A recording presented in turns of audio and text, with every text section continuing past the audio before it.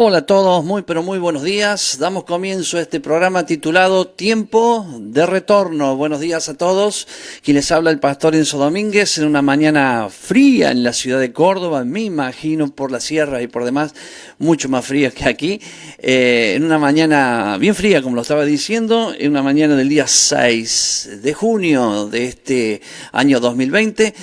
Vamos comenzando este programa que hemos titulado Tiempo de Retorno, pero aquí ya dejándole la imagen aquí abajo, el subtítulo aquí abajo del tema de lo que vamos a estar hablando hoy, que es la porción que se llama Nazó, que significa levanta, números 4:21 hasta números 7, versículo 89. Eso es lo que había que estudiar. Recuerdo siempre que nosotros en nuestra página de retorno.tv, donde nosotros todos damos la información de lo que leemos en la semana, nos encontramos hoy en un programa donde usted debería haber leído esto para que le sea mucho más fácil entender lo que vamos a estar hablando, ¿no? Entonces, de eso se trata. Se trata de que los 5 libros de Moisés, a lo que le llamamos el Pentateuco, y decimos los libros de Moisés porque fue él quien lo escribió, pero fue nuestro padre quien le instruyó a él para que lo escriba, le dijo todo lo que tenía que escribir y él escribió todo lo que Dios le dijo a él en esos 5 libros. Ahí está plasmada lo que es la voluntad del Padre. Entonces, en esos 5 libros que resulta de que muchos que hemos conocido al Señor nos quedamos ahí en Jesús y obviamente en el sacrificio, en lo que Jesús hizo por nosotros, pero no comenzamos del inicio la historia y no entendemos mucho de lo que pasa en la cultura del pueblo, en las enseñanzas de Jesús, porque simplemente no conocemos lo que Dios nos dejó escrito desde el principio, que es su voluntad. A estos 5 libros, en griego se le dice Pentateuco, en hebreo se dice Humash, y es lo que cuando decimos la ley de Dios, que hablan esos 5 libros, en realidad estamos hablando de las instrucciones de Dios, que es muy distinto a la palabra ley, porque cada vez que usted lee en la Biblia la palabra ley, se refiere a lo que escribió Moisés, y Moisés no escribió la palabra ley, Moisés escribió la palabra Torá, que significa instrucciones de Dios para que tu vida dé en el blanco, o sea, para que te vaya bien.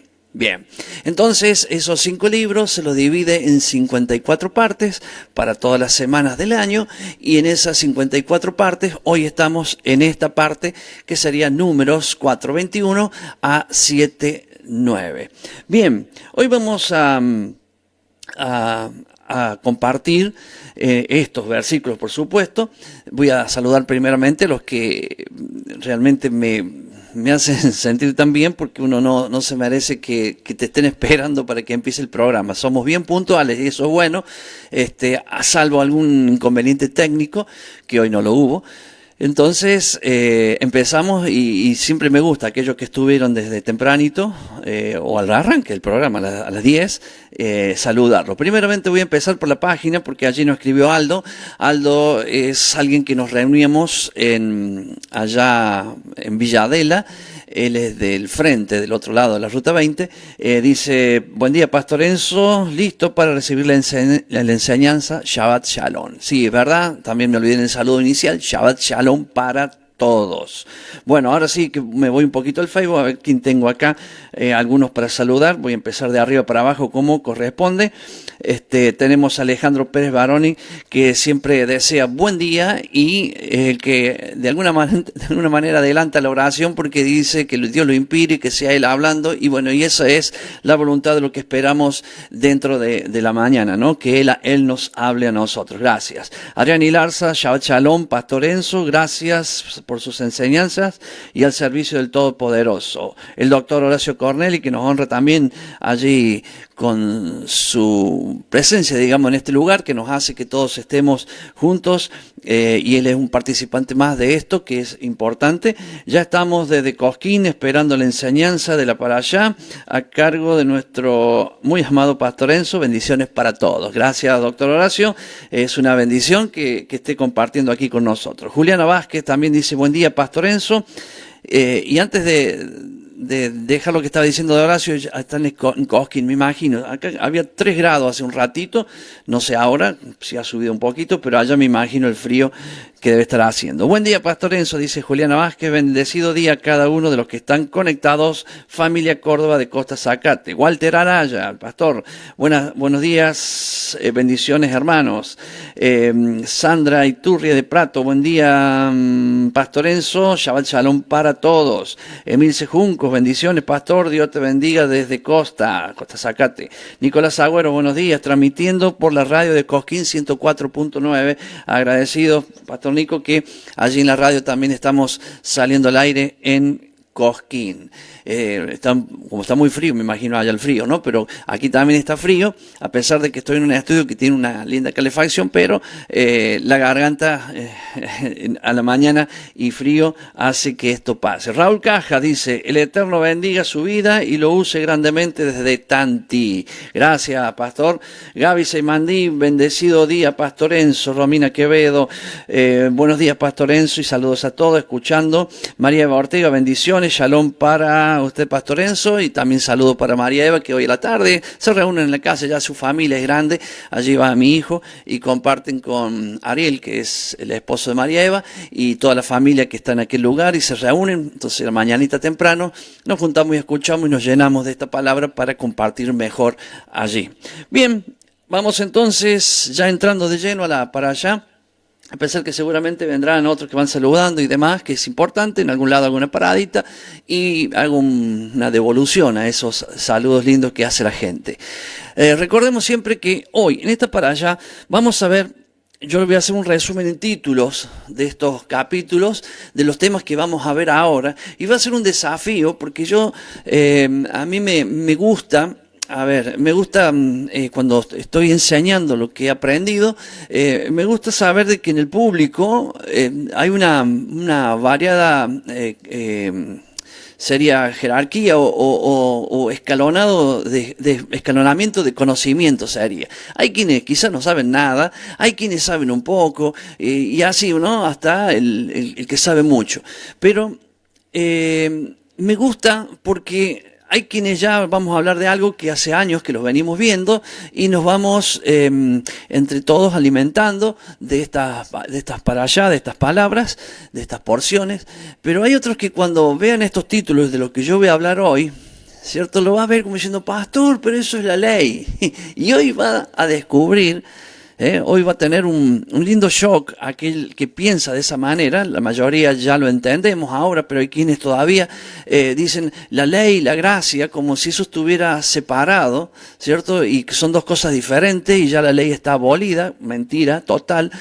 Mateo 5:17, donde Jesús nos enseña que Él no vino a abolir la ley, sino a darnos la verdadera interpretación de lo que fue escrito. Y hoy vamos a ver la verdadera interpretación de estas cosas que cuando lo lea, a alguno le va a choquear un poquito. Algunos, recuerden, a los que están un poquito más atrás en el conocimiento, que no se dedicaron a estudiar la Biblia desde el principio, como corresponde, desde el Génesis, que sería el principio, o en el principio, entonces... Van a tener un shock lindo, ¿por qué? Porque van a descubrir que lo que voy a hablar hoy, y habla de ley, muchas cosas de ley, que sería Torah, que sería instrucciones, porque si usted cambia el nombre a la palabra ley, le pone Torah, que significa instrucciones de Dios, o cuando lee ley, la palabra ley diga instrucción de Dios, entonces le va a quedar bastante clara las enseñanzas. Pero cuando usted vea que aquello que fue... que alguno dice, eso ya no está más, y vea que hoy sigue, que funciona, que todavía se está haciendo, solamente que de la manera en que Jesús le dio la verdadera interpretación a esas cosas, y algunas como sombras proféticas, o sea que fueron hechas para este tiempo que las podamos entender. Algunas y otras no, simplemente se entendían, algunos las mal entendían, y obviamente vamos a ver el cambio de cultura que hay entre lo que es el pueblo de Dios y el mundo, que obviamente hoy está totalmente corrompida la mentalidad humana, y entendemos todo, o sea, entendemos los que no están en la palabra de Dios o no son parte del pueblo de Dios, está totalmente corrompida su mente y no pueden entender muchísimas cosas que el Señor nos enseñó. Y también vamos a entender cosas que hizo Jesús, que si nosotros no entendiéramos esto que vamos a ver hoy, no vamos a entender nada. Vamos a decir, Jesús hizo esto, pero no sabemos por qué. Ahora lo vamos a ir entendiendo. Bueno, lo dejo para que en el camino, no es que en el último minuto del programa usted lo va a ver, ¿no? A medida que vamos avanzando, va a ver esa realidad.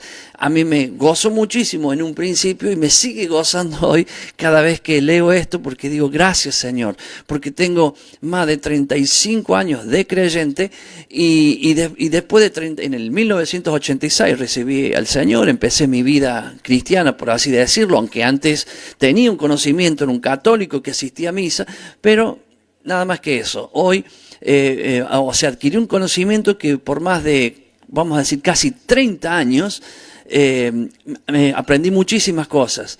Pero estos 5, 6, 7, no sé cuántos años ya, aprendí a entender cosas que hizo Jesús que están desde un principio. Ojalá les pase lo mismo. Ojalá les pase lo mismo o más todavía de lo que a mí me pasó, porque realmente va a gratificar su corazón. Hoy vamos a ver, dentro del capítulo 4 de Números 21 hasta el 7:89, vamos a ver algunas circunstancias que yo observo y que quiero compartir con ustedes. Posiblemente otro que enseñe lo mismo va a ver otras circunstancias que yo no he nombrado, porque tiene mucho para ver en esos capítulos, pero yo más o menos lo tengo así de esta manera. Lo primero que vamos a ver es el llamado que Dios hace para organizar y darle orden al campamento, al tabernáculo. El llamado, cómo Dios llama y pone a cada uno en su función para que haya un ordenamiento dentro del campamento.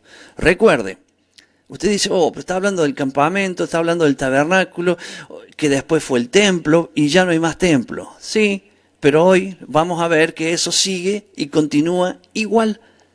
Ya lo vamos a ver, primero vamos a enumerar los temas. Después vamos a ver la limpieza del campamento. O sea, cómo se hace santo ese campamento en relación a las personas. O sea, cómo se saca a las personas del campamento que no están en condiciones.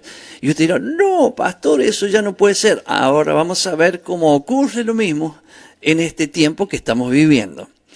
Después vamos a ver las leyes de restitución. Y fíjese, acá ya tiene las ley, sería las instrucciones de la restitución. Por eso usted va a encontrar que ninguno va a estar en el campamento si no está a cuenta con Dios y a cuenta con los hermanos. O sea, restituir significa pagar lo que a otro le hice, y encima con creces, porque ya lo vamos a ver. Y usted dice, pero eso era antes, eso es hoy, porque eso es parte de lo que se llama Teshuvá, o el nombre para que le sea conocido, arrepentimiento bíblico. Entonces, seguimos de ahí y nos vamos a ir a la ley de los celos. Y esta, para algunos, claro, cuando uno lo lee, por eso están los literales, aquellas personas que lo leen como está escrito y dicen, esto no se puede cumplir, esto está mal, y no sé qué, por eso Jesús vino para abolir. No, porque usted va a ver que eso sigue hoy y se repite de aquí a poco tiempo, lo vamos a ver, no quiero adelantar porque estoy hablando de títulos, Eso continúa hoy y es una esencia que trae la Biblia desde un principio. Bien, todo eso lo vamos a seguir viendo hoy. Después la ley del Nazareo. ¿Quién era Nazareo?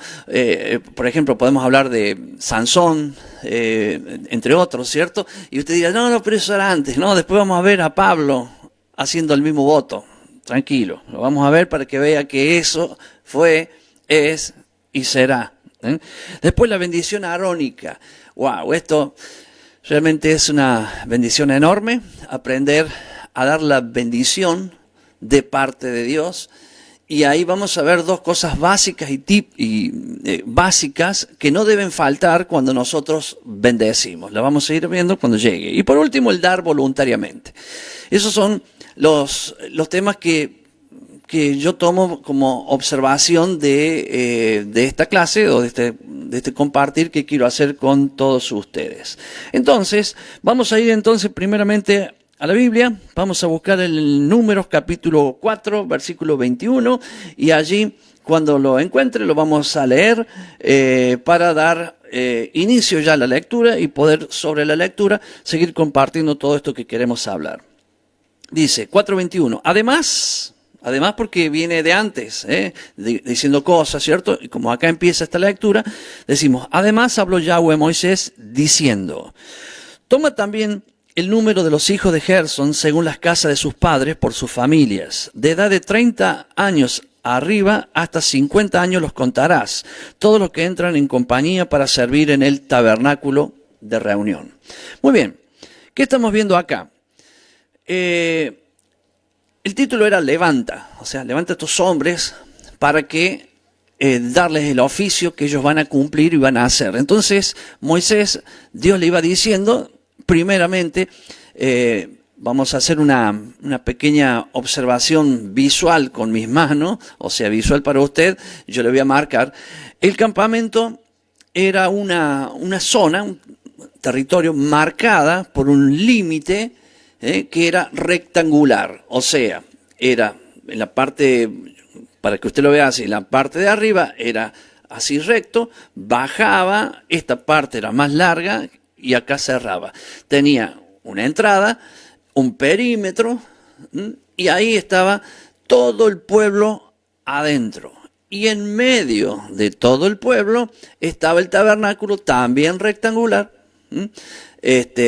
donde alrededor del tabernáculo estaban los sacerdotes y los levitas. Entonces, lo hice así porque podría mostrarle un dibujo, ahora no lo tengo a mano, siempre me pasa lo mismo cuando llego, pero es algo que seguramente es muy fácil de darse cuenta, ¿no? El campamento tenía un perímetro, adentro de ese perímetro estaba todo el pueblo de Dios, fuera del campamento no debería haber nada, pero vamos a ver que había gente fuera del campamento porque ellos estaban en el desierto no había ciudades, no había nada, eran ellos solos, y los que estaban fuera del campamento lo vamos a ver en la segunda parte que voy a ir compartiendo, vamos a ver por qué estaban allí afuera. Entonces, dentro del campamento estaban todo el pueblo de Dios, y en el medio estaba el tabernáculo, que sería la presencia de Dios con ellos, ¿cierto? Y alrededor, cubriendo el tabernáculo para que nadie del pueblo pueda ingresar, estaban los levitas. Entonces, ¿qué hizo Dios? Empezó a poner posiciones, porque todo ese tabernáculo, incluyendo el campamento, todas las telas que tenía por alrededor, todo eso se armaba y se desarmaba. Entonces, cuando ya estaba armado, vamos a empezar por armado, ya estaba armado, el Señor se levantaba, la nube, si era de día, o el fuego era de noche, y tenían que desarmar todos. Y ese trabajo no era el trabajo del pueblo, ese trabajo era un trabajo de todos los sacerdotes y los levitas. Entonces Dios puso en función, dividió la familia de Aarón, o sea, desde toda la descendencia de ellos, estaba Aarón, Gersón, Merari y Coat. Son 4. Están todos mencionados, usted lo tiene que haber leído en el camino, por lo tanto, en la lectura de esta semana, por eso no doy más detalles porque usted lo tiene que haber leído.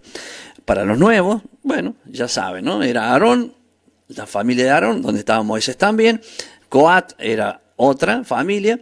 Estaba también Merari y estaba Gersón.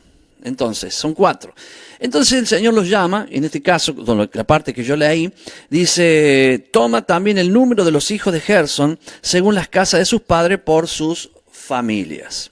Entonces, y me olvidaba, de edad de 30 años arriba, estos sacerdotes y levitas comenzaban su servicio a los 30 hasta los 50. Ese era el tiempo en el cual ellos podían servir a Dios. Empezaba su enseñanza para hacer este oficio desde los 25 años. Es por eso que Jesús, a los 30 años, ¿cierto?, también comienza su ministerio. ¿Por qué? Porque era un sacerdote, sino que era en el orden de Melquisedec, pero era un sacerdote, cumpliendo, como dice y enseña la Escritura. Muy bien. Ahora vamos a ir viendo que esto, la preparación, el Señor le decía a Moisés, llama a esto, y empezaba a dividir las tareas. Esa división de tareas que el Señor le daba era guiada por Dios. Era el Señor quien se lo decía a Moisés. No era Moisés que con el dedo hacía, vos anda para acá, vos anda para allá, no era Dios. Y obviamente que esos llamados que Dios iba haciendo a diferentes personas los capacitaba para poder ejercer el llamado que Dios le ha dado. Ahora bien, nosotros nos tenemos que fijar en esto, que hoy la iglesia es igual. Bien, vamos a leer, si lo tiene, y es rápido para buscarlo, busque 1 Corintios 12, 11. Y vamos a ver y entender que esto también se hace hoy. Mire, pero todas estas cosas las hace uno y el mismo Espíritu, repartiendo a cada uno en particular como Él quiere. Estoy siendo mínimo en el versículo porque lea antes y lea después para tener más contenido. Pero ¿qué quiero mostrarle con esto? Que aquello que era antes, era Dios diciéndole a Moisés, hoy el Espíritu Santo de Dios es quien hace esto. O sea, nos reparte a cada uno en particular dones, talentos, capacidades para que cada uno hagamos esto. Pero tenemos que entender, porque estamos hablando del campamento.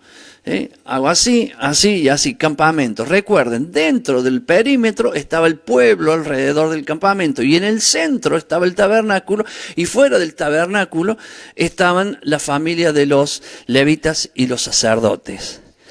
¿Qué quiero que entendamos con esto? Mire, una de las cosas particulares que tenía el perímetro es que tenía piel de tejón. O sea, usted estaba afuera del campamento, miraba hacia el campamento y veía piel de tejón. Tejón es un animal, no, más o menos, para que lo entendamos, porque algunos dicen tejón y no saben. Bueno, vamos a decir como el zorrino o ese tipo de animales así, o sea, de esa familia, digamos. Esa piel suavecita, ¿cierto? Y es entre gris, negro, manchadito, algunos con un poquito de blanco, pero no es blanco, es más gris y negro que algunas manchas blancas o como si fuera canoso, como quiera. Entonces, eso era la parte de afuera, algo común, o sea, algo muy común. Así era el campamento, la parte de afuera, pero tenía 3 telas. Después en el medio tenía una tela roja, carmesí. Y del lado de adentro, cuando usted ingresaba, la tela que veía era una tela azul. Entonces, eso indicaba, estos 3 niveles, es lo que se ve por fuera, después el otro nivel, lo que había en cada uno, que es ese rojo, el carmesí, el pecado, y como del pecado, para estar adentro, teníamos que pasar al cielo, la santidad. Es por eso que en la parte de adentro usted veía, estando dentro del campamento, que había santidad. O sea, en cuanto a visual, tenía todo azul, el azul cielo. Entonces, ¿qué nos muestra esto? Primeramente, que hoy, alguno dirá, sí, pero ¿qué tiene que ver eso con hoy? Tiene que ver eso con hoy de que nosotros somos un vaso de barro y dentro del vaso de barro está la gloria de Dios. Entonces, ahora mire un vaso de barro. Bueno, este es de vidrio, pero supóngase que fuera de barro. Vamos a hacer una suposición. ¿Qué tiene en cuanto a observar? Al igual que el campamento, por fuera era piel de tejón. O sea, a imagen de cualquiera que venía de afuera era algo común. Pero adentro de ese campamento estaba la gloria misma de Dios, o sea, Dios mismo estaba presente, el Señor estaba presente allí, está la kabod, como se dice en hebreo, la gloria de Dios adentro, pero por fuera no se veía mucho. Hoy es lo mismo, usted es el templo del Espíritu Santo, por fuera es un vaso de barro, aparentemente es como cualquier persona, pero adentro suyo, ¿ve? Porque hoy no hay templo. Ya ese templo que andaba en el desierto, que se le llamaba el campamento, después se hizo el templo en el tiempo de Salomón, después se destruyó, después se volvió a hacer en el tiempo de Nehemías, y en el tiempo de Jesús se reparó, se lo dejó bien terminado, y después se destruyó totalmente y no hay templo. volverá a haber otro, pero no es el templo para nosotros.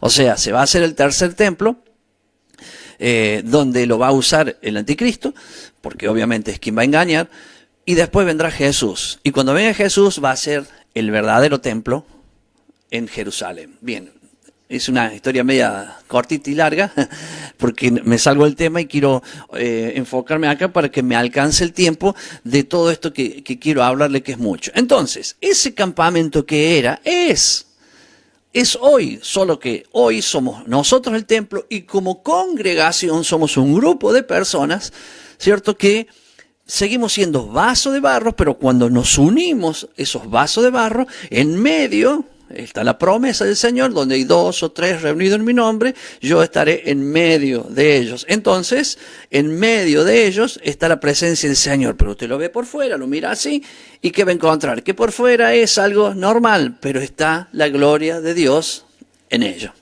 Veo cómo muevo los brazos y bueno, es mi forma de expresarme. Alguno no se queda observando eso, sino intente seguir la palabra de lo que voy hablando. Yo me miro ahí en el monitor o acá o ahí y a veces me hace acordar esto para decírselo, que no se quede ahí. Bueno, sigamos entonces. Ya cuando vemos el tabernáculo y cómo Dios le dio función a cada uno, yo quiero decir algo que tiene que ver hoy. Nosotros tenemos desvirtuado, muy desvirtuado, perdón, el hecho de entender lo que es la iglesia. La iglesia, la palabra iglesia, quejilá en hebreo, eclesía en griego, congregación, pueblo de Dios, Israel, hijo de Dios, todas esas palabras indican lo mismo. Indica lo mismo, que podemos usar, de acuerdo a como estamos hablando, podemos usar alguna de ellas, pero todo indica lo mismo. Pero lamentablemente nuestra mentalidad occidental nos hace ver como iglesia, la iglesia tal, la iglesia cual, o sea, eso nos hace ver a nosotros, y es un tema que nosotros tenemos que corregir en nuestra manera de pensar. Es verdad que sí, nos vamos a agrupar por comunidades, sí, lo vamos a hacer, pero somos parte del cuerpo de Cristo. Alguno dirá, pastor, ¿cómo es esto? Sí, parte del cuerpo de Cristo significa que todos los miembros, toda la congregación forman el cuerpo de Cristo.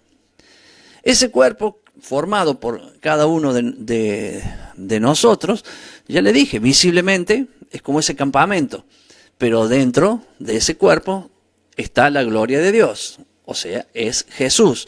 Por lo tanto, lo podemos hablar de dos formas. Primero, nosotros como templo de Dios, pero también nosotros como grupo o como congregación. Por lo tanto, nos hemos acostumbrado mucho a llamar la iglesia tal, la iglesia cual, la iglesia A, la iglesia B, la iglesia C, la iglesia D, pero para Dios es una sola iglesia. Y te van a decir, sí, pero ahí vas a Apocalipsis y ves 7 iglesias. Bien, la explicación es muy fácil. ¿Por qué? Porque así como cuando ves vos un matrimonio, vos ves 2 personas.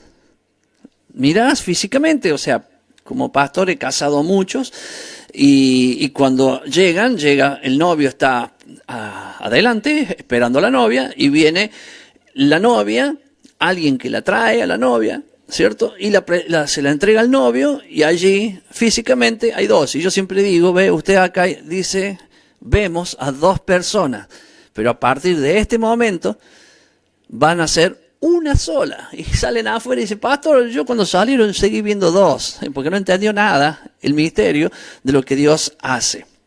O sea, que de los 2 hace uno. Entonces, la iglesia es lo mismo. Cuando habla de esas 7 iglesias, es como, vuelvo a la pareja. El hombre tiene un perfil diferente a esta mujer, pero los 2 se complementan, se ayudan mutuamente, se hacen uno, y esa unión hace que se sumen, escuche, las partes buenas, pero también que se sumen las partes malas.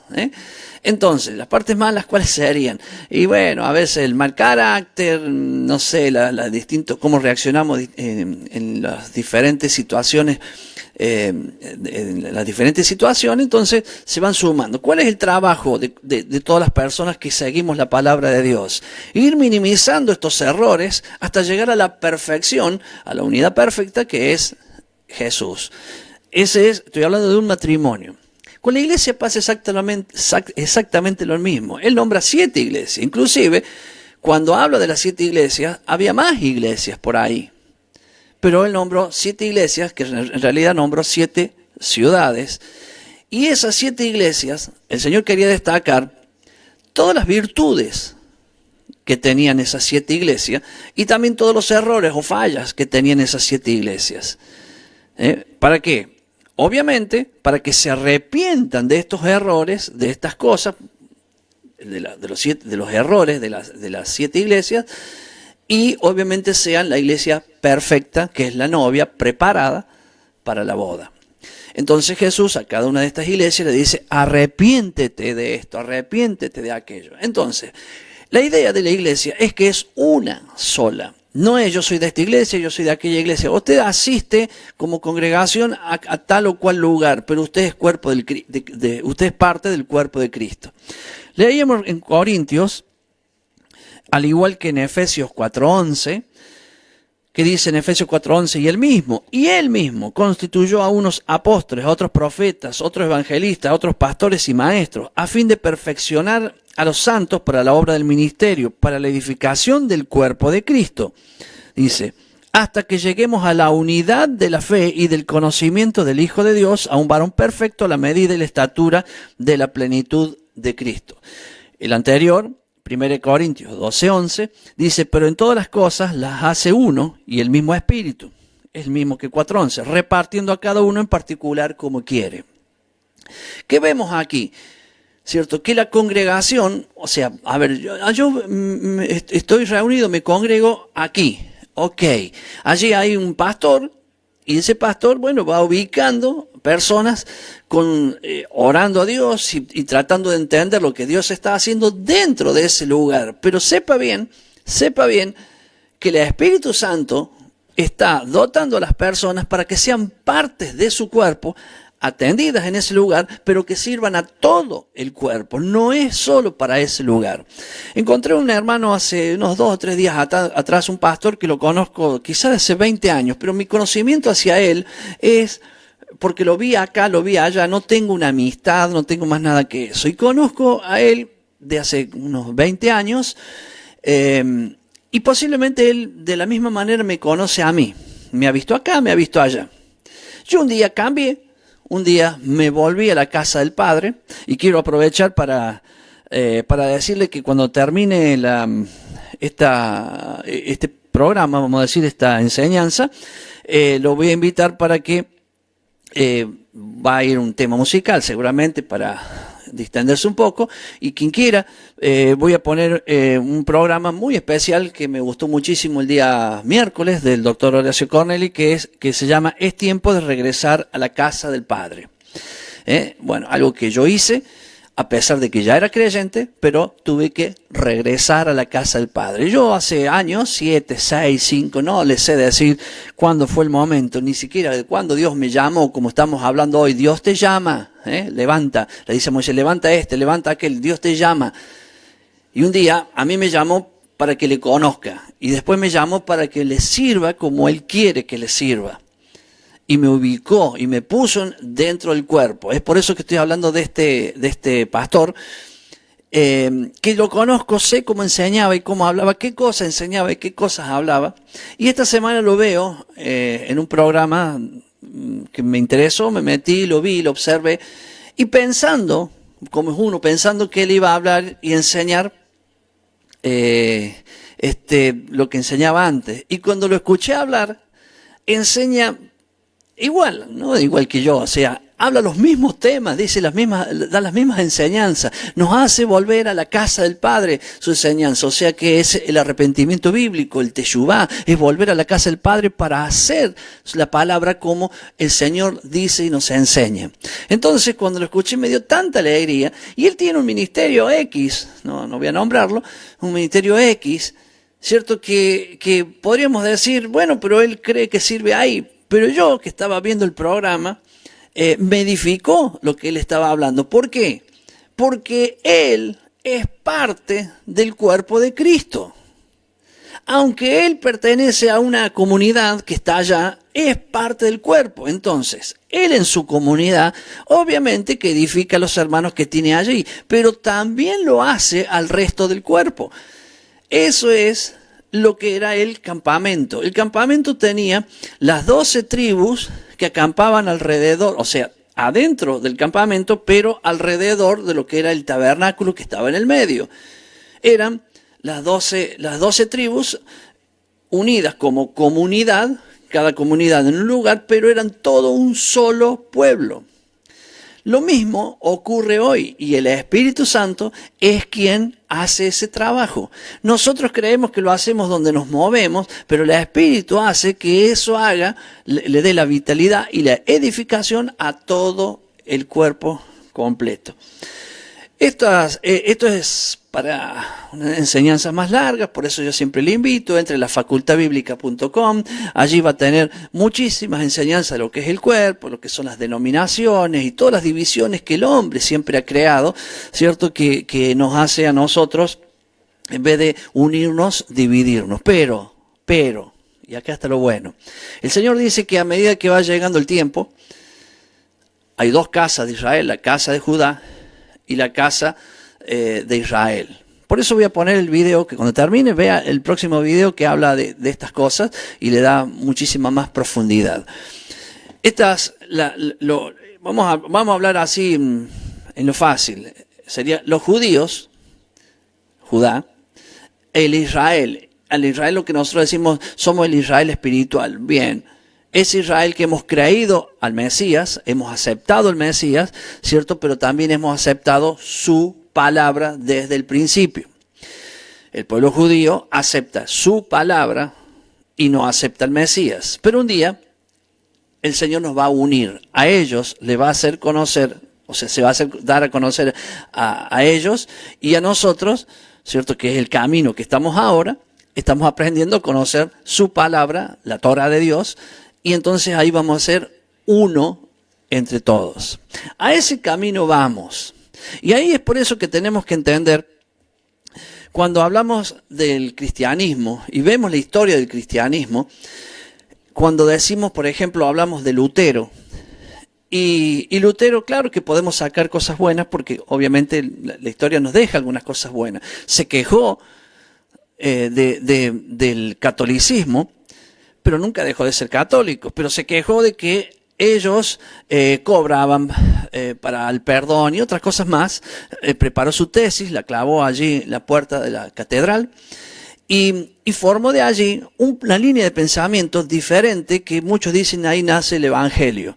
Pero hay que entender que Lutero era antisemita, era antijudío, era anti-Israel.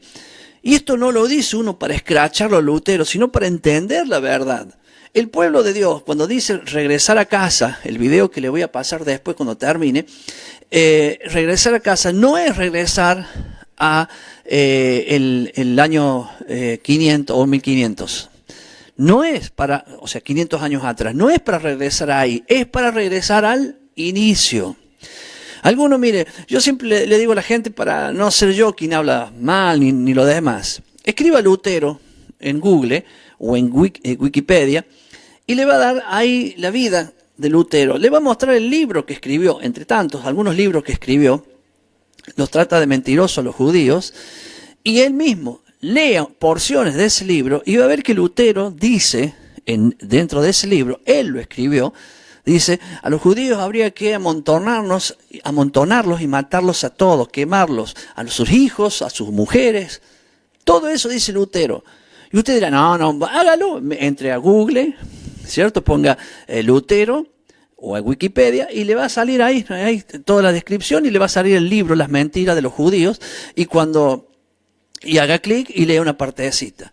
Algunos ni saben que Hitler se inspiró en el libro que dejó escrito Lutero, se inspiró para hacer lo que hizo. O sea, que llevó a la práctica lo que había escrito Lutero. uy, decía esto y dicen, pero que es el padre de la iglesia evangélica. Oiga, nuestro padre no es Lutero, nuestro padre es el Dios grande, fuerte y poderoso, el Shema Israel. Él es uno. Él es uno. Entonces, Él es nuestro Padre y tenemos que retornar a la casa de nuestro Padre. Es por eso que no es convertirme a algo, sino es volver a la casa del Padre y entender lo que el Padre dice y nos enseña, que es lo que estamos viendo hoy.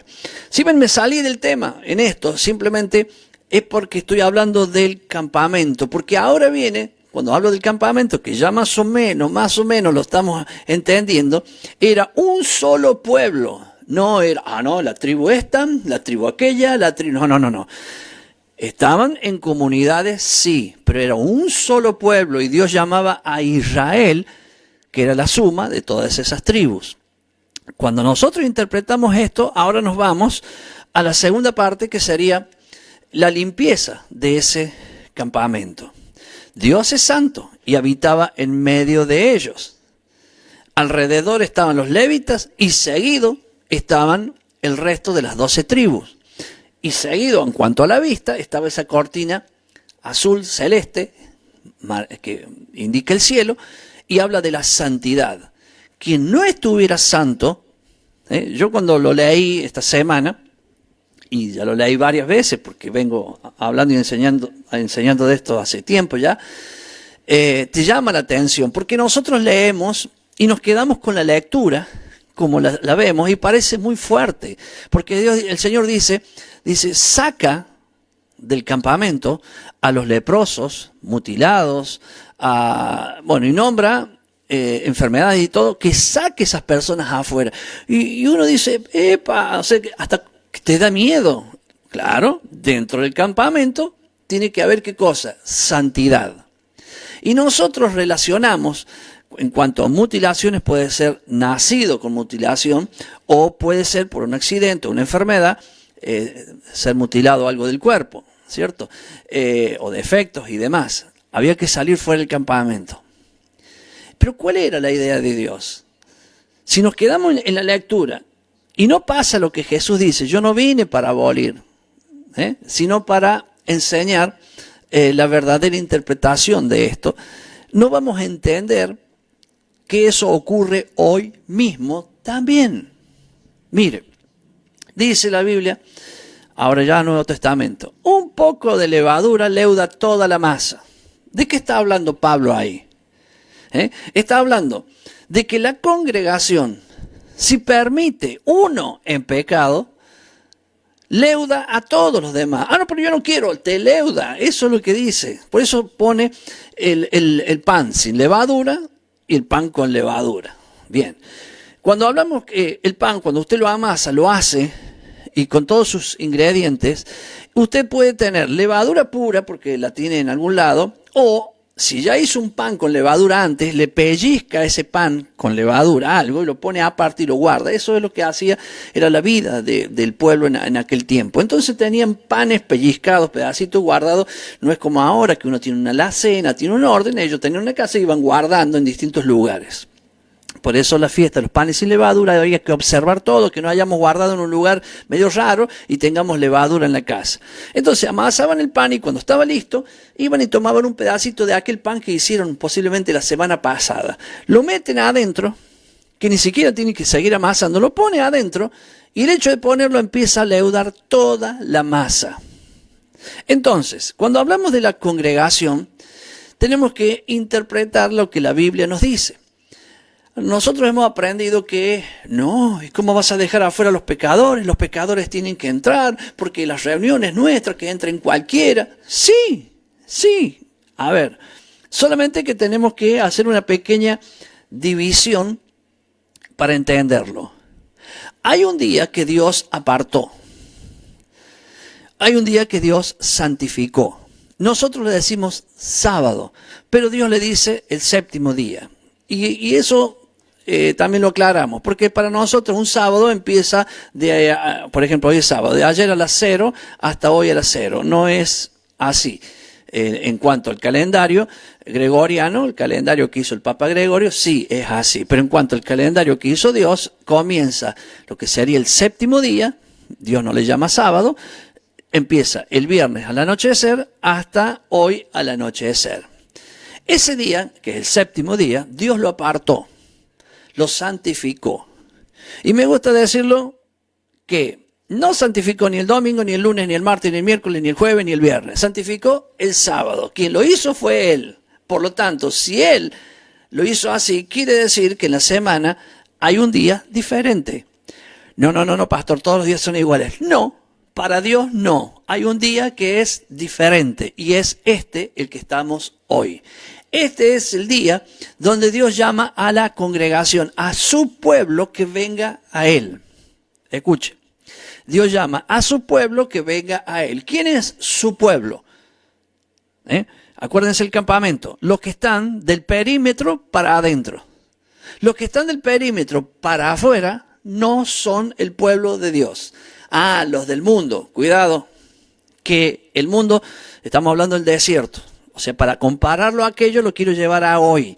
Yo sé que es complicado esto para algunos porque tenemos una mentalidad occidental de iglesia que nos enseñaron primero los griegos, después los romanos y llegó hoy y hoy llega de cualquier manera. Entonces, ¿qué nos llega? Que no, que todos pueden entrar. Pare. No todos pueden entrar. Estamos hablando y vamos a ver cosas diferentes. Yo voy a tener reuniones para predicar o evangelismo. Obvio que ahí yo voy a traer y llamar a todos los pecadores porque yo quiero que los pecadores se arrepientan. Bien. Pero hay un día que Dios citó a su pueblo para estar con ellos. Ese día es el séptimo día o le llamamos Shabbat. Ese día se congrega el pueblo. Y el pueblo se tiene que congregar en santidad. Por eso tenemos en la semana, vamos a estar trabajando, vamos a estar haciendo nuestras cosas. Y este día que es apartado para Dios, en las primeras horas del día arrancamos buscando esa santidad delante de Dios. Tenemos la mesa familiar, después vamos a hablar de la oración arónica, ¿cierto? Para la mesa familiar, entre tantas cosas. Y empezamos ahí. Cuando al otro día vamos a la reunión, que sería en la luz del día, como siempre lo hacemos, algunos lo hacen a la mañana, sábado a la mañana, otros lo hacen como la gente de Cosquín a las 3 de la tarde, que lo invito a que estén presentes a las 3 de la tarde. Yo muchas veces, no siempre, estoy asistiendo a esa reunión a las 3 de la tarde, que la transmitimos también por este medio. Y otros lo hacen un poquito más tarde, pero dentro de lo que corresponde al día, este día, Shabbat o al séptimo día. ¿Quiénes van a esa reunión?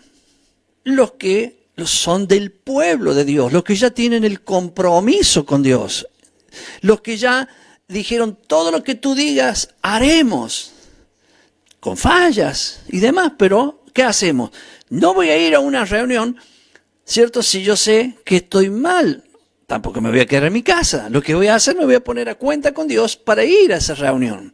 De eso se trataba el campamento. Es lo mismo que hoy, solo que hoy lo entendemos diferente. Por ejemplo, hacemos una reunión y dice, che, mira, vino el borrachito de allá. Y estoy hablando de esta reunión del día sábado. Bueno, pero hay que ayudarlo. Sí, tenemos 6 días en la semana para ayudarlo. Y hoy estamos en la reunión del pueblo. O sea, esta reunión está porque un poco de levadura va a leudar toda la masa. Esto para muchos ya digo, para muchos que conocen la Biblia, que enseñan, esto hasta le fastidia. Pero no es un invento mío, porque acá estamos hablando del tabernáculo, estamos hablando del campamento, y el Señor le dice a Moisés, saca afuera a esta gente. ¿Y por qué esta gente? Porque estaban en el pecado, la enfermedad era pecado, recuerden, estaban en el desierto. Entonces, sácalo afuera. La intención no es echarlo, la intención es que sácalo afuera para que hagan verdadero arrepentimiento bíblico y vuelvan a entrar. Pero no los quiero así. Eso es lo que está diciendo. Eso es la simbología en parte de lo que estamos hablando hoy. Y es lo mismo que debe ocurrir en la iglesia. Es lo mismo, el pueblo santo viene a la casa del Señor para adorar, alabar al Señor. Esa es la reunión de los santos. ¿Qué sería? La reunión congregacional, o sea, la congregación, los que tienen el compromiso, aquellos que dijeron todo lo que tú digas, haremos. Ahora, puedes tener reunión domingo, lunes, martes, miércoles, jueves, viernes. ¿Cuál es el problema? Ninguno. Y en esas reuniones deja que entre cualquiera. Ningún problema, porque esas reuniones estamos evangelizando, estamos ayudando. Por eso tenés programas y tenés tantas cosas más para que podamos aprender. Entonces, miren esto que hemos hablado primeramente. El llamamiento a servirle a Dios. A hacer de ellos un solo pueblo, una sola congregación, que es Israel. Yo soy Israel. Y si a mí me preguntan, ¿a qué iglesia vas? Yo soy Israel. Me congrego físicamente en tal o cual lugar, pero soy Israel, soy el pueblo de Dios. A esa iglesia que me congrego es el pueblo de Dios. Y si bien se le pone un nombre para que nos identifiquemos, no hay ningún problema. Pero que ese nombre no me haga división con el otro, porque por eso comparé con aquel hermano que dio la enseñanza y me edificó a mí. Es mi hermano, es del cuerpo. Pero claro, él trabaja físicamente ahí, pero espiritualmente somos uno en el Señor. Entonces, ya hablamos de la limpieza del campamento. Y hablar de la limpieza del campamento es enseñarle a la gente a vivir santamente. Es lo que yo y usted tenemos que hacer siempre. Todos fallamos, todos nos equivocamos, pero tenemos que mostrar a Dios que queremos vivir una vida santa. Y para eso, ¿qué tenemos que hacer? Lo que viene ahora a continuación, pero lo adelanto, es confesar nuestros pecados, confesar nuestros errores y obviamente volver a las instrucciones de Dios. En el libro de Números, capítulo 5, que está dentro de la lección que hoy estudiamos, dice, habla de lo que estábamos hablando recién, y en el versículo 1 dice, Yahweh habló a Moisés diciendo, mire, manda a los hijos de Israel que echen del campamento a todo leproso, y a todos los que padecen flujo de semen, y a todo contaminado con muerto. Y después, en el 5, dice, además, primero, que echen. Claro, ¿qué estamos viendo? Dios habitaba ahí en medio de ellos, y no quería que haya personas que estuvieran en pecado porque leuda todo, entonces salgan afuera. ¿Para qué era salir afuera? Para ponerme al día, para pedir perdón a quienes no querían hacerlo, pues que se quede afuera. No, pero yo quiero vivir como quiero, pastor. No, hay que vivir como la Biblia dice que hay que vivir. No, pero yo quiero vivir como quiero. Entonces quédese afuera del campamento, hermano. O sea, claro, pero ahora no hay campamento. Si hay campamento hoy, es el cuerpo de Cristo. No podemos estar dentro del cuerpo de Cristo lleno de pecado. Vamos a fallarlo, aclaro muchas veces, porque alguien dice, me pasa esto, pastor. Bien, hermano, está en un proceso, vamos adelante, va a ir saliendo del proceso, pero no, él no quiero, quédese afuera. Entonces, número 5 dice, además habló Yahweh a Moisés diciendo, di a los hijos de Israel, el hombre o la mujer que cometiere alguno de todos los pecados que los hombres prevarican contra Yahweh y delinquen, aquella persona confesará el pecado que cometió y compensará enteramente el daño y añadirá sobre ello la quinta parte. Esta es la ley de la restitución. Y el versículo 6 es un versículo bien clave de muchas de las enseñanzas que hoy estamos viendo, porque acá está diciendo que de todos los pecados con que los hombres prevarican contra Yahweh. Hay pecados que usted comete contra otro, pero hay pecados que usted hace directamente contra Dios. Ahora vamos a ver esto de una forma sencilla, simple. Cuando pecamos, algunos creemos que pedimos perdón y ya está. Dios manda que hagamos restitución. Eso es parte, por eso. Cuando decimos arrepentimiento, si bien podríamos decir que es lo que Dios dice, pero está incompleto porque nos han enseñado que el arrepentimiento es sentir el dolor por lo que he hecho y no hacerlo más. Sí, pero no vuelvo al Padre, ni tampoco restituyo las cosas. Entonces, por eso cuando decimos arrepentimiento bíblico, es lo que la Biblia dice que es el arrepentimiento. Que en hebreo es la palabra teshuvah. Si la sabe bien, si la está aprendiendo también, y si no, sépala porque después con el tiempo se va a acordar, y para diferenciar una entre la otra en cuanto a arrepentimiento, que es lo que yo sabía antes, y teshuvah, yo digo teshuvah porque es más completo. Es como decir paz de Dios, hermano. No, la palabra que se usa ahí es shalom. ¿Por qué? Porque shalom es mucho más que paz. La paz es paz, o sea, que estés bien, que te vaya bien, paz. ¿Cierto? Pero la palabra shalom significa abundancia, aparte de paz.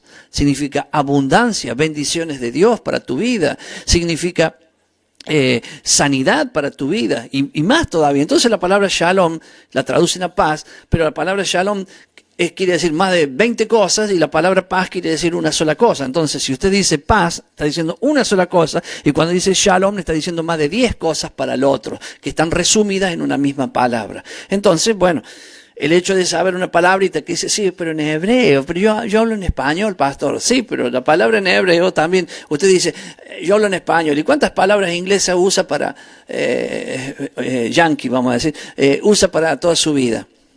Y ya se quedó ahí, ¿cierto? Y usa sándwich. Ahí dame un sándwich. ¿Por qué no dice emparedado? Bueno, ahí está. Entonces, cuando usted dice paz, le está diciendo solo una cosa a la persona, que es buena, muy buena.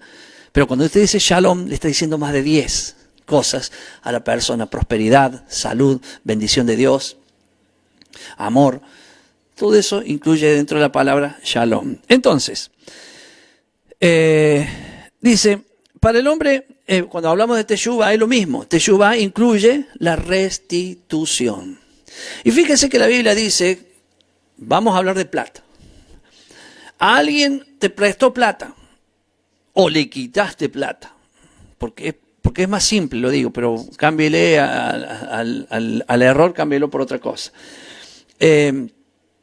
Cuando alguien usted le debe plata o le quitó lo que sea, dice, cuando yo hago un verdadero arrepentimiento, tengo que devolverle. Bien. Pero dice, devolverás la quinta parte, más. O sea que estamos hablando de un 20%.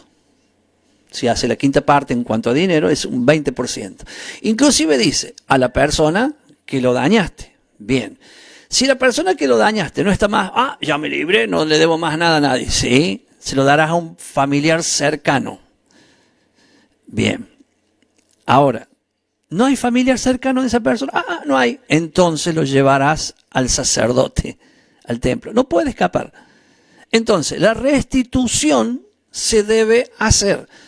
Esa es la consecuencia del pecado. Pequé, le pedí plata al hermano, no se la devolví más.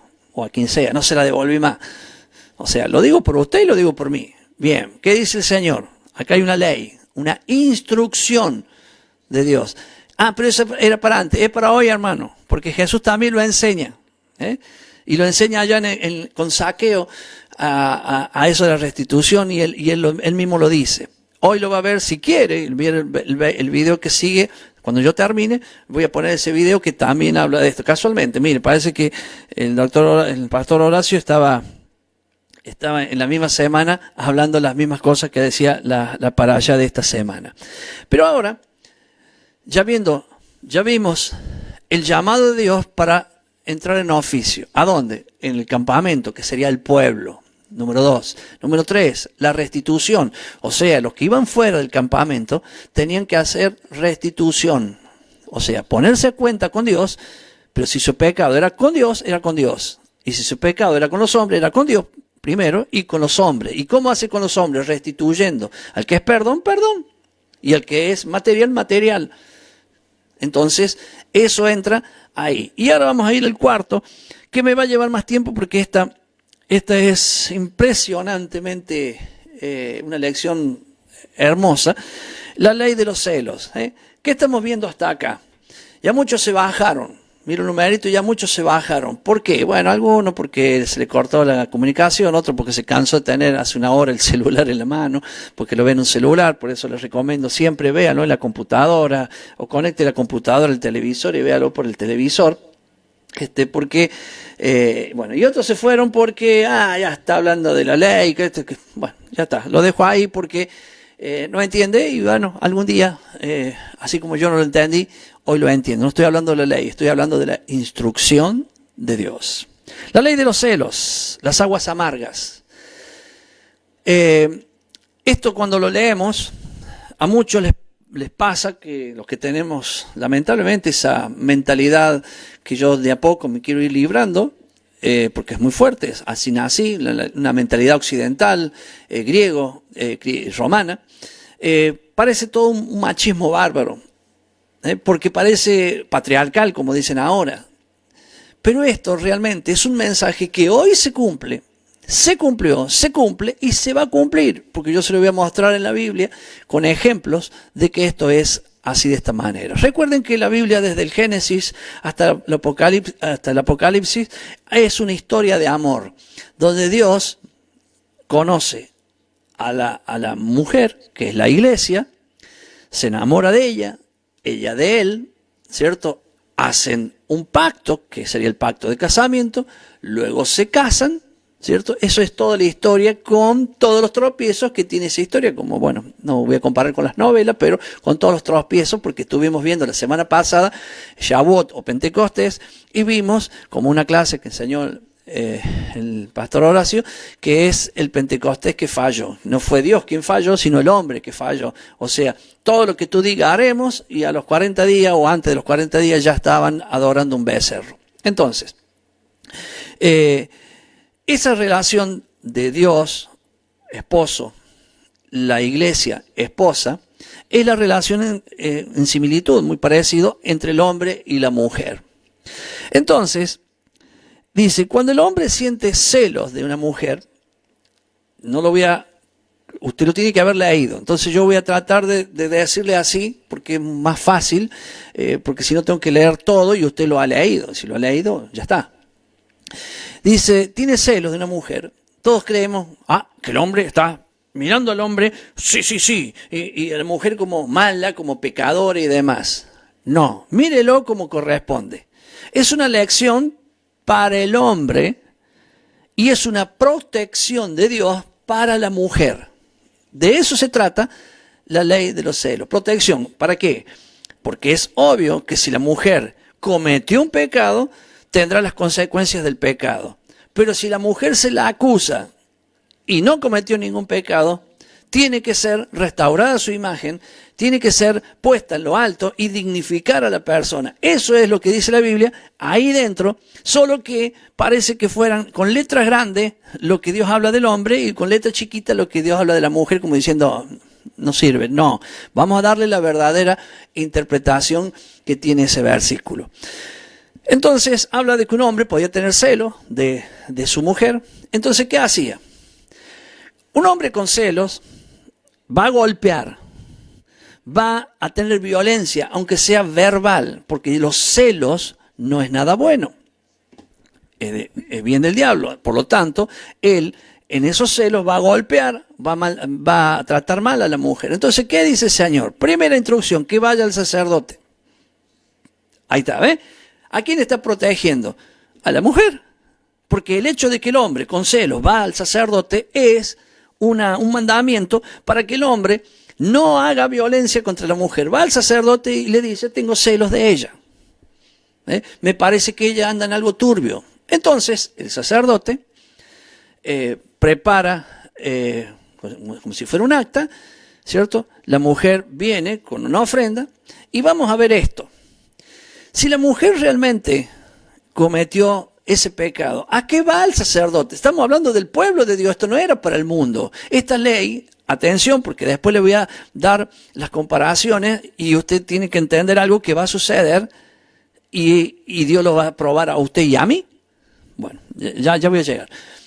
Entonces, esto no era para el mundo no tenía que hacer esto, estaban en el desierto, ¿qué mundo había ahí? Solamente el pueblo de Dios. Y el pueblo de Dios le dijo, el Señor le dijo, el hombre vendrá con la mujer al sacerdote, la mujer traerá una ofrenda, ¿cierto? Que tiene que ver con cebada, para que él después el sacerdote iba a mecer. Entonces, todo esto van a ver cómo se cumple en Jesús, pero la protección era para la mujer. Si la mujer había cometido eso, ¿a qué va? Más vale en la casa le diga al hombre, le pida perdón, restaure su matrimonio pidiéndole perdón, haciendo las cosas como tiene que hacer y no ir a exponerse a algo que sabía que le iba a ir mal.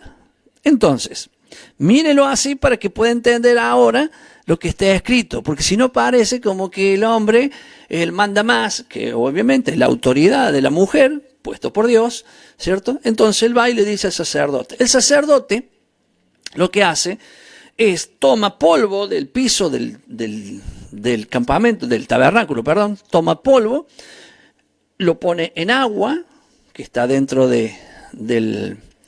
también del campamento, del tabernáculo, y haciéndolo corto le dice que tome y le conjura. ¿Qué sería el conjuro? Lo mismo que pasó con Jesús cuando estaba con Caifás. Te conjuro que digas si eres el Mesías. Y Jesús respondió. ¿Por qué respondió? Si antes no había respondido nada. Porque lo conjuraron. Conjuraron es, te pongo delante del Padre para que al Padre le diga la verdad.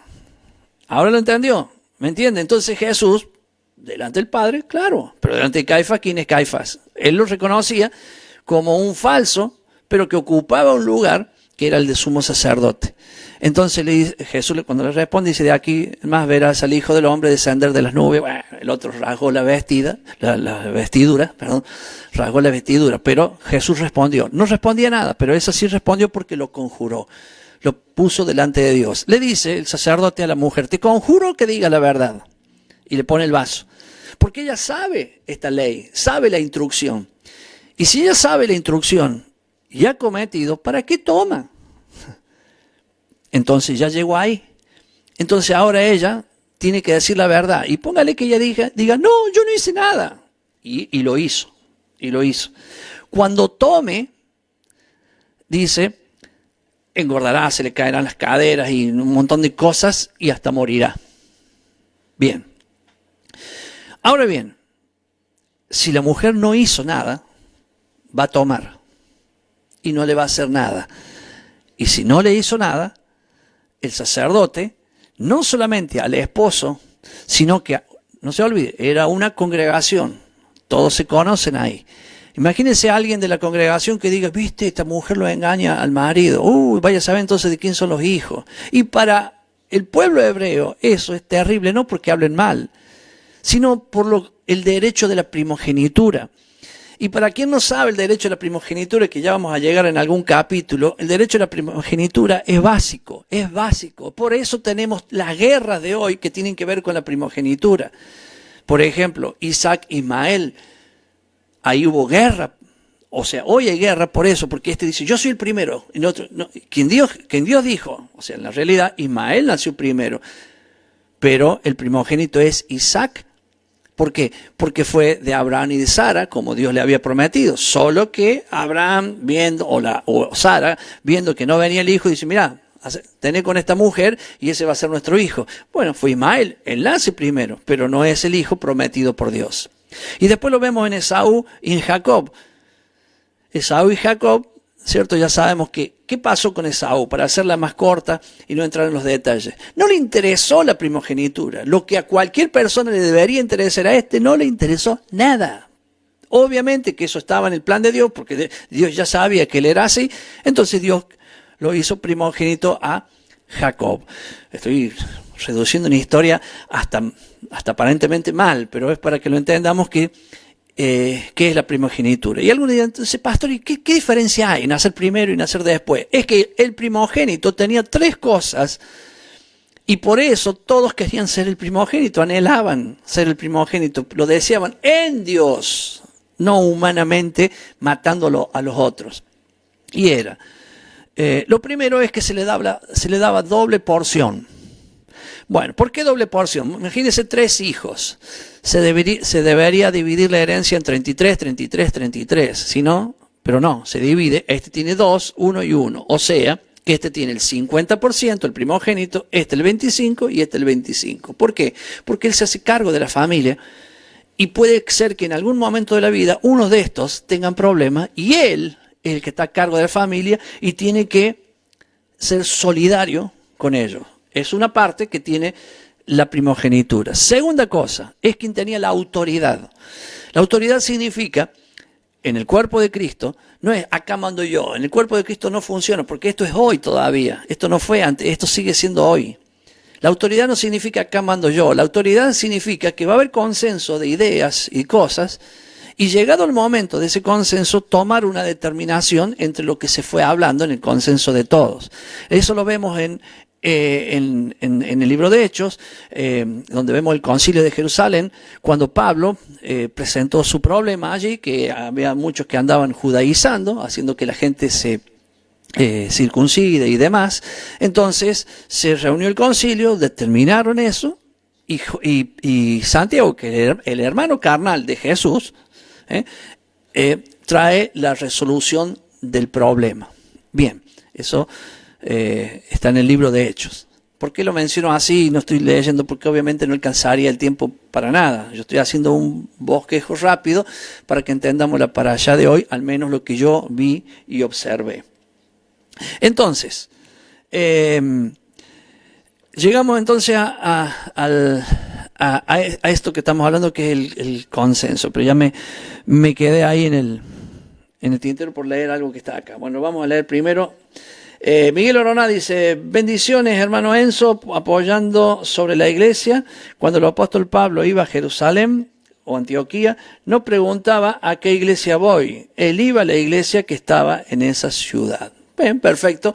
Seguramente tengo otros comentarios allí para atrás, pero voy a tratar de enfocarme ya, entrando ya en el final del programa. En esta ley de los celos, que es importantísima, tenemos que saber que se presentaba, la mujer tomaba y podía morir, pero, terminando con el primogénito, que es lo que estaba hablando, era la autoridad.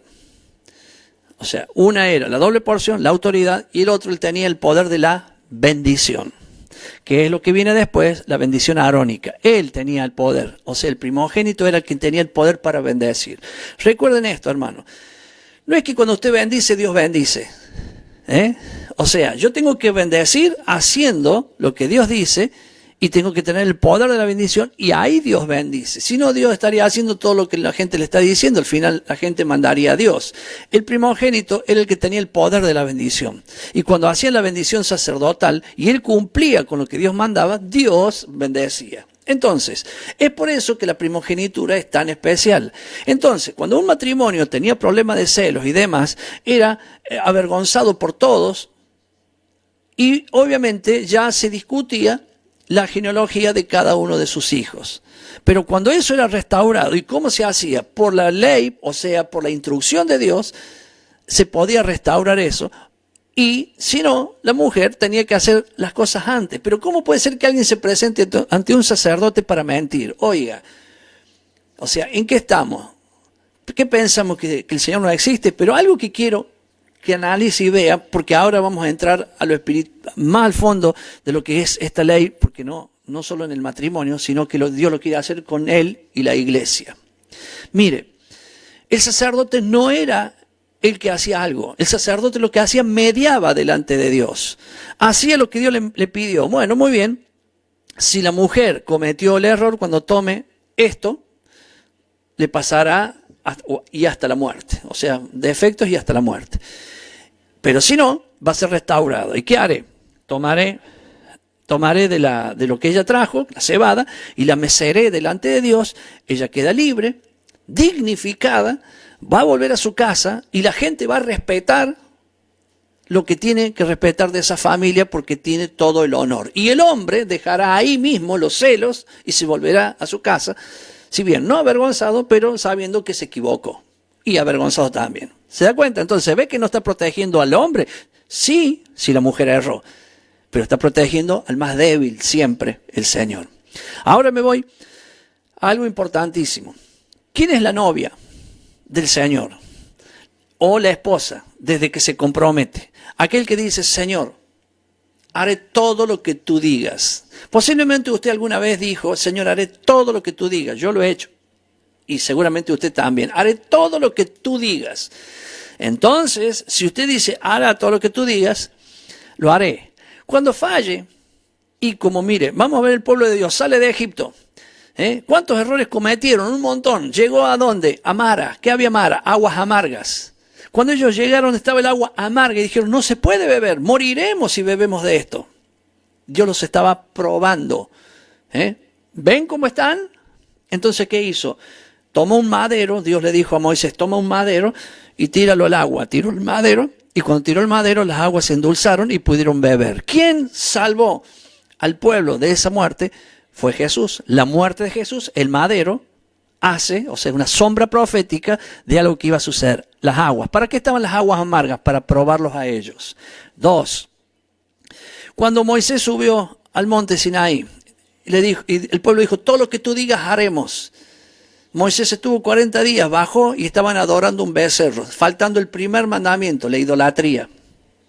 Tenían dioses aparte de él.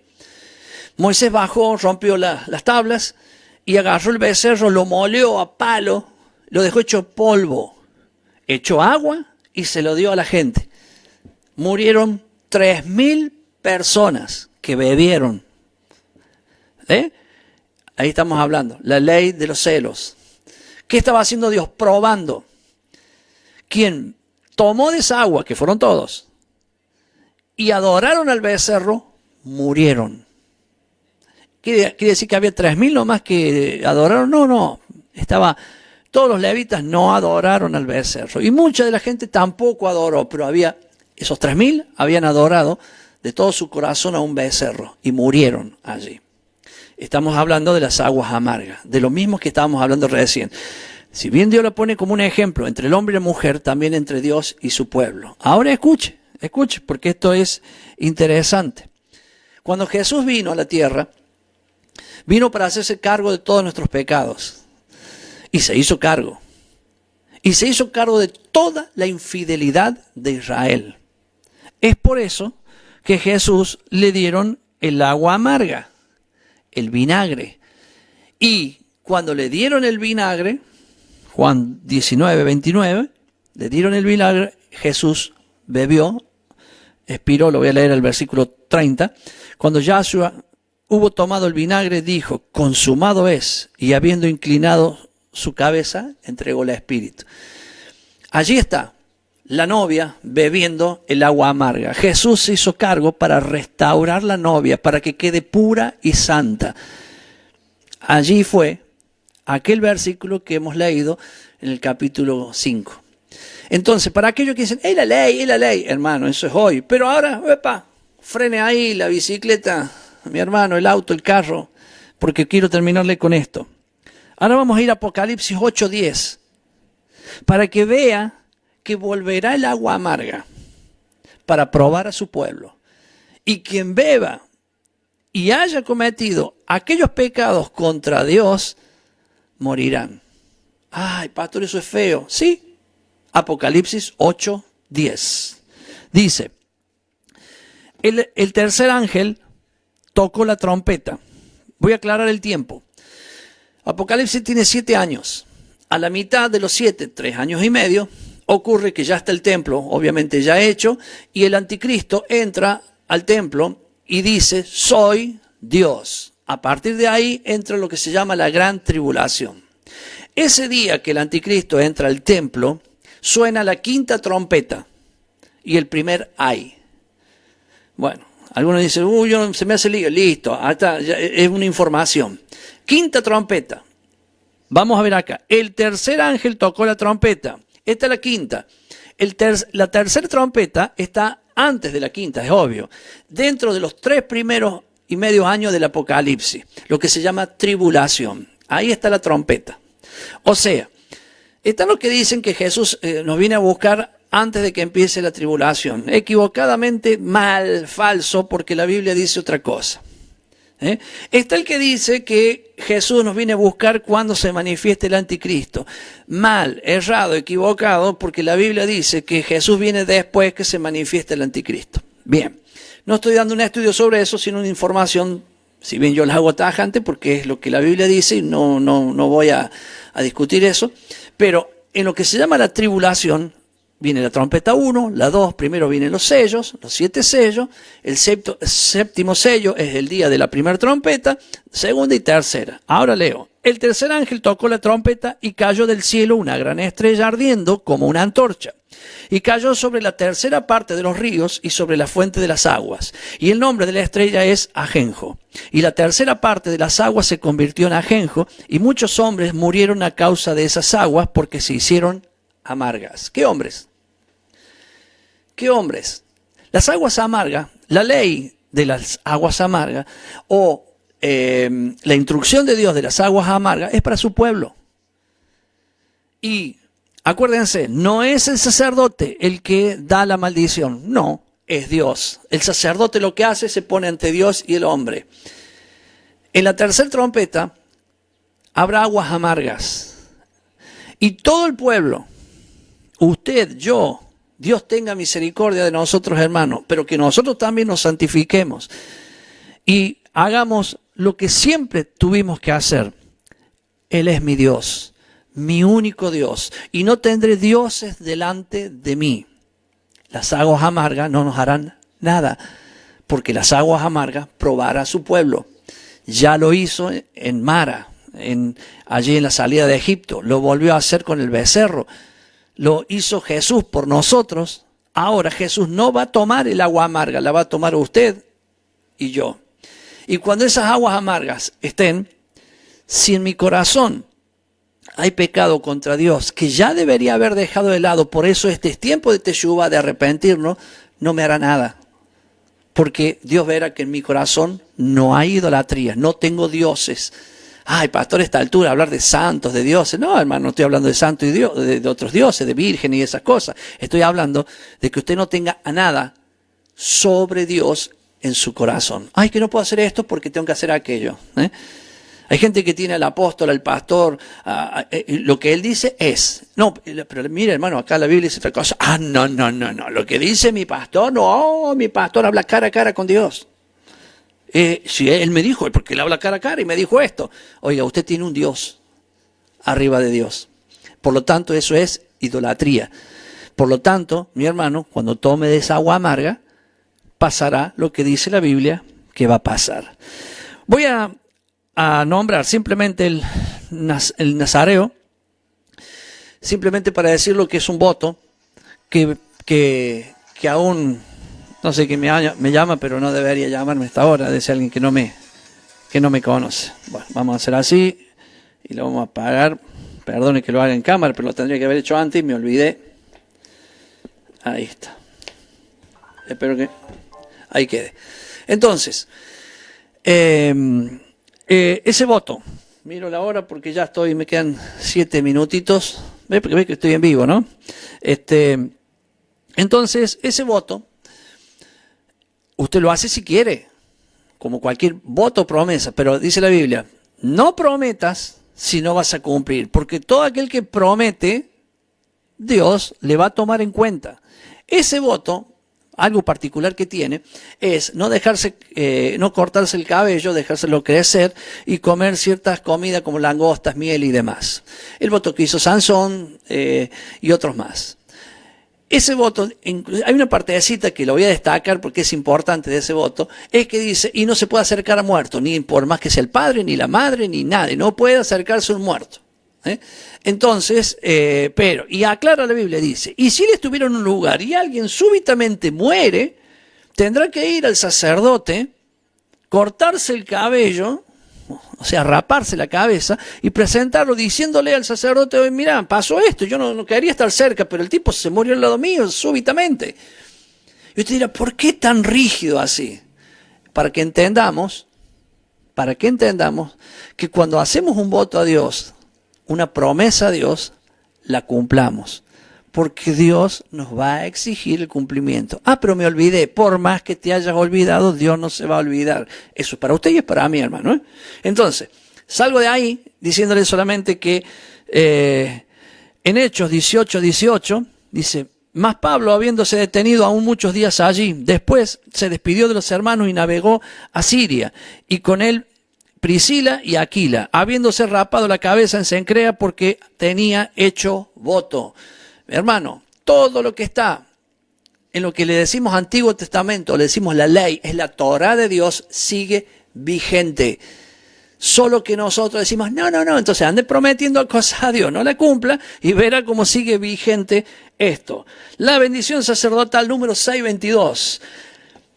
Ya al final, terminando de esto que realmente se pone tan lindo para seguir, pero hay que terminar también, ¿no? Muchos después se reúnen en sus iglesias, comparten, o hoy virtualmente como lo hacemos. Números capítulo 6, versículo 22. Escuche esto y vamos a leer cómo es la bendición esta. Habla a Aarón y a sus hijos y diles, así bendeciréis a los hijos de Israel. ¿Cómo se bendice a los hijos de Dios? Dios te bendiga, Dios te bendiga. Mire, así bendeciréis a los hijos de Israel. Cuando aprendí esta oración, hace muchos años atrás, no faltó día en mi vida que lo haga después que lo aprendí. Es la oración que tiene que ser básica, sí o sí, obligatoria, vamos a decir así, en el día séptimo o en el Shabbat, que esencialmente se hace en la cena familiar, allí bendiciendo a toda la casa, a toda la familia. Bien, pero primero la vamos a estudiar para después verla, para los que no la saben, que la empiecen a aplicar porque es muy importante. Habla a Aarón y a sus hijos y dile, así bendeciréis a los hijos de Israel diciéndole, Yahweh te bendiga y te guarde. Yahweh haga resplandecer su rostro sobre ti y tenga de ti misericordia. Yahweh alce sobre ti su rostro y ponga en ti paz. Y pondrán mi nombre, mire el 27, cerremos con este versículo, y pondrán mi nombre sobre los hijos de Israel y yo los bendeciré. Si usted dice, Dios te bendiga, Dios no bendice. Porque dice, y pondrán mi nombre sobre los hijos de Israel y yo los bendigo. Jehová no es el nombre, es Yahweh. Bien, como no voy a entrar en la discusión con alguien que diga que sí, que no, voy a decir algo simple. El Salmo 150, el versículo 6 dice, todo lo que respira alaba a Yahweh. Todo lo que respira alaba a Yahweh. Bien, si pusiéramos este micrófono de mejor calidad y yo respiro hondo sin intentar nada, sino simplemente aspirar.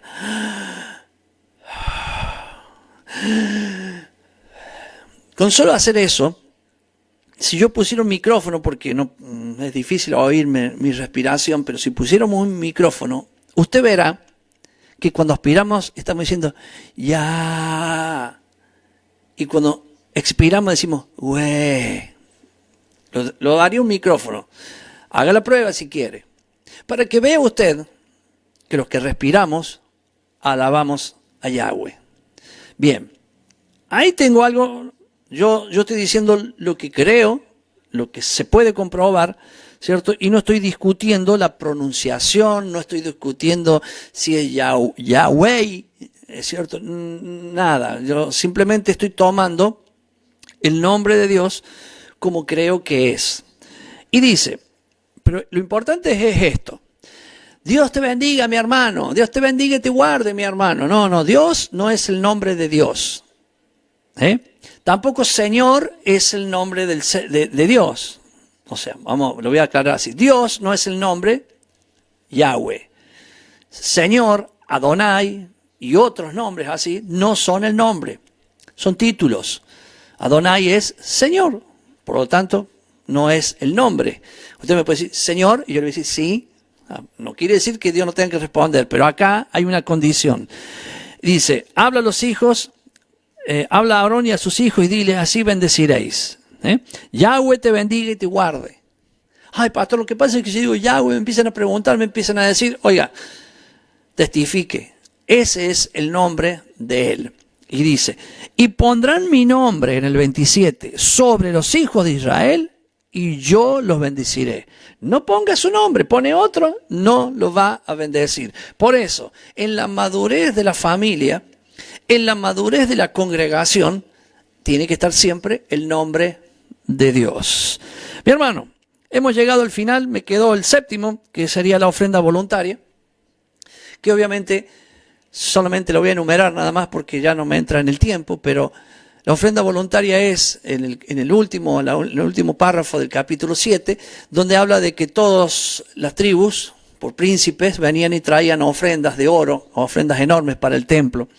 Y sí tengo que leer el último versículo, que sucedió en el 89, porque cuando trajeron la ofrenda, en el versículo 89 dice, que es el último versículo, y cuando entraba Moisés en el tabernáculo de reunión para hablar con Dios, oía la voz que le hablaba de encima del propiciatorio que estaba sobre el arca del testimonio, de entre los querubines, y hablaba con él.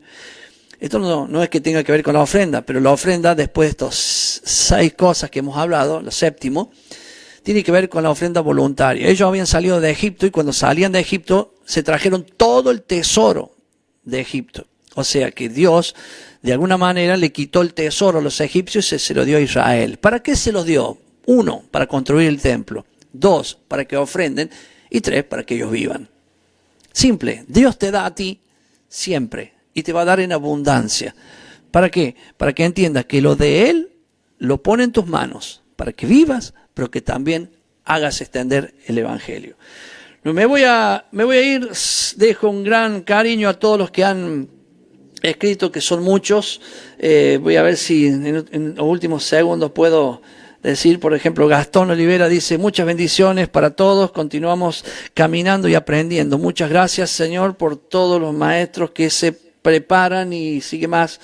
Que bueno, seguramente hay que hacer clic y leerlo, puede leerlo usted, son los comentarios que han dejado allí. José Luis también, vi que estaba allí, Marta Vázquez, Gabriel Indarte,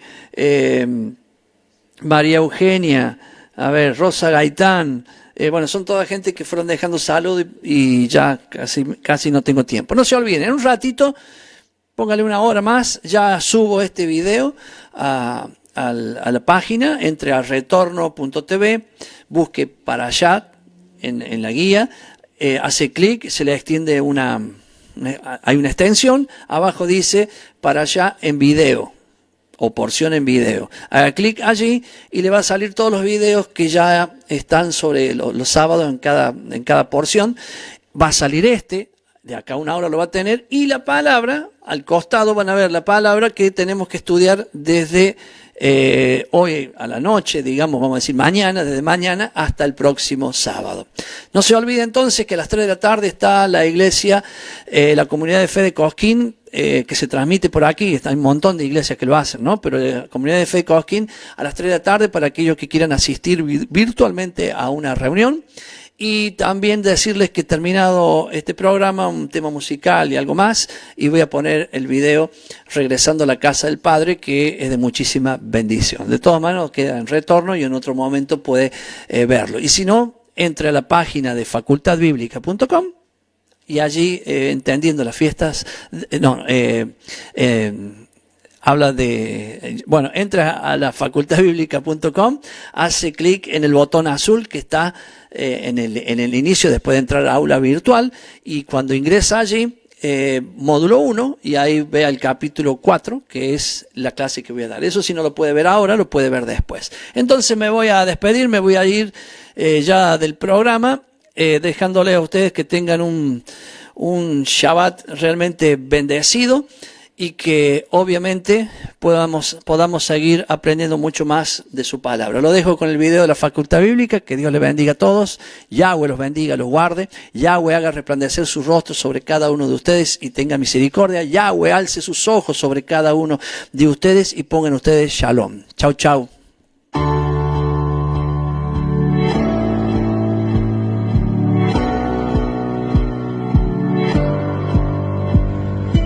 Queremos que tú también conozcas esta herramienta que durante los últimos 18 años ha sido útil para las iglesias de todo el mundo de habla hispana, capacitando cientos de siervos de Dios.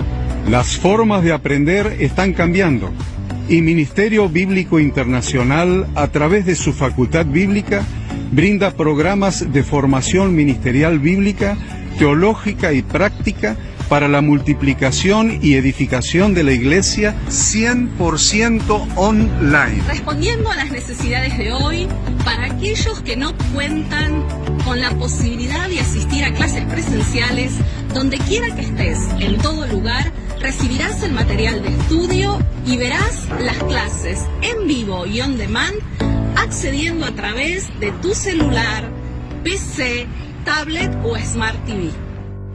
Recibe tu capacitación en las siguientes carreras: diplomado en teología para maestros de grupos de evangelismo y discipulado, licenciatura en teología pastoral, diplomado en teología y práctica ministerial para pastores, líderes y servidores. Súmate a los pastores que han organizado un grupo de estudio tutorial a distancia en la congregación con estudiantes locales y de las otras iglesias de la zona. Esta es tu oportunidad como seguidor de Cristo para comenzar tus estudios y completar tus exámenes desde la comodidad de tu hogar y en los horarios que tengas disponibles. Súmate al liderazgo de este tiempo y adquiere las habilidades, herramientas y valores necesarios para impactar el mundo con la palabra de Dios y transformar la vida de aquellos que creen al Evangelio. Para más información,